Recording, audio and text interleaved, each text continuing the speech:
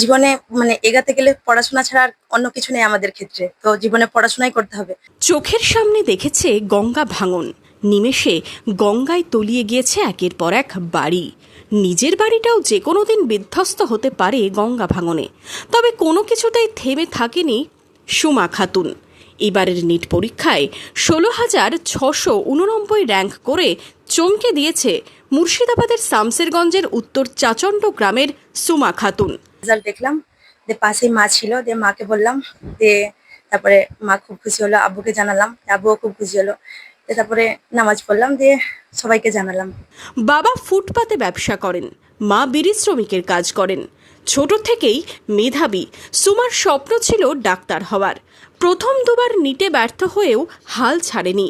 তৃতীয়বারের চেষ্টায় সাফল্য মিলেছে। পরপর 2 বছর অসফলতার পরে এবছর সফলতা পেয়েছি, তো খুব ভালোই লাগছে। আমি প্রথম বছর 11-12 তো আমি আলামিন মিশন থেকে পড়াশোনা করেছি। তারপরের বছর 1 বছর বাড়িতেই ছিলাম, এবছর অ্যাডভান্স নিট কোচিং ইনস্টিটিউটে ছিলাম, ওখান থেকে নিট কোয়ালিফাই হয়েছে।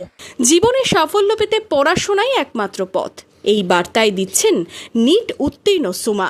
জীবনে এগাতে গেলে পড়াশোনা ছাড়া আর অন্য কিছু নেই আমাদের ক্ষেত্রে, তো জীবনে পড়াশোনাই করতে হবে, তবে এগানো যাবে, তা নাহলে পিছিয়েই পড়ে থাকতে হবে। আগামী দিনে ভালো চিকিৎসক হয়ে এলাকার মানুষের পাশে থাকতে চায় গঙ্গা ভাঙন কবলিত এলাকার বাসিন্দা Suma Khatun. Bureau report, imagine community media.